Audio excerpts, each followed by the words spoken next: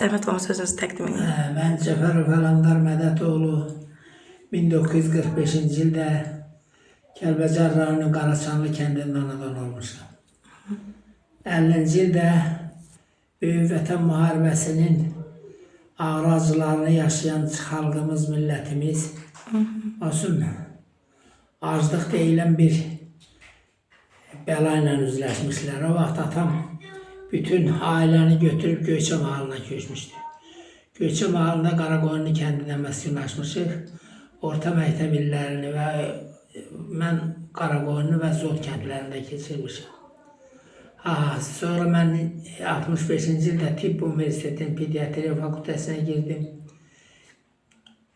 Pediatriya fakültəsini bitirdikdən sonra deməli mən Kəlbəcər rayonuna təyinat aldım.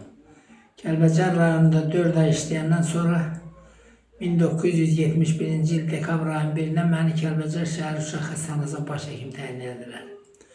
O vaxtdan Kəlbəcər rayonunda baş həkim kimi fəaliyyət göstərdim və 1971-ci ildə Kəlbəcər işğal olunana qədər 22 il Kəlbəcərdə uşaq əhalisinin sağlamlığı yolunda çox böyük fədakarlıqlar göstərmişəm. Bunlar. Orta məktəbi Göyçə mahalında bitirmişəm. Deməli, Əzizli kənd orta məktəbinin 8-ci sinifini, sonra Zot kənd orta məktəbinin 11-ci sinifini 1964-cü ildə bitirmişəm orta məktəbi. Bizim yaşadığımız ərazi Qaraqoyunlu kəndi idi. Orada orta məktəb yox idi. Biz kəndin 8-12 uşağı gedirdik Qaraqoyunlu kəndində, Qaraqoyunlu kəndindən Zot kəndinə gedib, orada orta məktəbdə təhsilimizi alıb qayıdırdıq Qaraqoyunlu kəndinə hər gün. Hər gün Ələsgər babanın qəbrini ziyarət eləyirdik. Onun yanından Akilsə kəndindən keçirdik Zot kəndinə, Zot kəndindən qayıdırdıq Qaraqoyunluya. Vaxtı ilə biz Göyçədə olan momentlərdə yaman çox qar yağırdı Göyçədə. Dizimizə qədər qara batırdıq. Dədə Ələsgər gözəl demişdi ki, Zara gəlib Göyçə qarın əlindən. Həqiqətən belə idi. Dizə qədər qara batırdıq.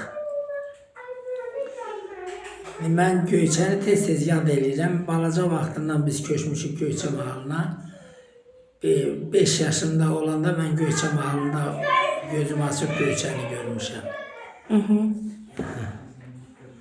Ona görə Göyçə mənim üçün yarım vətəndir. Göyçənin dağları, yaylaqları, bulaqları, hamısı yadımdadır. Daşları, qayaları. Hələ də görəndə belə arada video görürəm, çəkilişlər görürəm, çox yadıma düşür Göyçə mahalı.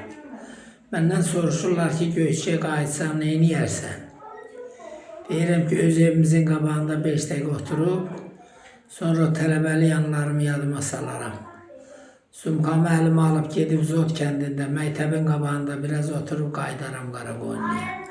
Bu mənim üçün ən böyük təsəllidir.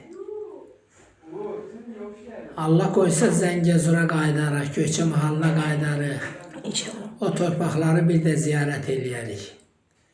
Mən bu yaxınlarda Ələsgər babanın nəvəsi İslam Ələsgərin yubileyində iştirak elədim. Göyçə mahalından çox uşaqlara baxıram. Həm yerim, həm vətənim kimi. Göyçə ilə Kəlbəcər eyni cəmaat olubdur. Bunların arasında mən fərq qoymuram. Bu yaxınlarda mənə Ələsgər babanın 200 illiyi ilə əlaqədar olaraq təsis olunmuş qızıl medalı təqdim elədilər. Ona görə mən Ələsgər mükafatçısı lauriyantı hesab olunuram. Maşallah. Allah rəhmət eləsin Ələsgər babaya. Deyir ki, yaxşı hörmət ilə, təmiz adına mən dolandım bu Qafqazın elini. Pirə ata dedim, cavana qardaş, ana bacı bildim qızı gəlini. Ələsgər babanın belə nəsihətamiz, atalar misalı olan çox şeirləri var. Onun bir beyti yoxdur ki, o beytdə tərbiyəvi, deməli bir bir məna olmasın. Allah rəhmət eləsin Ələsgər babaya. Arzu eləyək ki, biz Göyçə mahalına qayıdaq, Köhnə Zəngəzura qayıdaq. İnşallah. Və oradakı o torpaqlarımızı təkrar ziyarət eləyək. Oradakı ulularımızın qəbirlərini ziyarət eləyək. İnşallah. Çox sağ olun, zəhmət çəkirsiniz. Bugün Gəncədə gəlibsiz. Xəstələrə baxdıq, yenə Göyçəni yad elədik. Sağ ol, bu müsahibə üçün də çox sağ ol. Var olun. Allah Sağ ol, razı olsun. sağ ol. Sağ ol.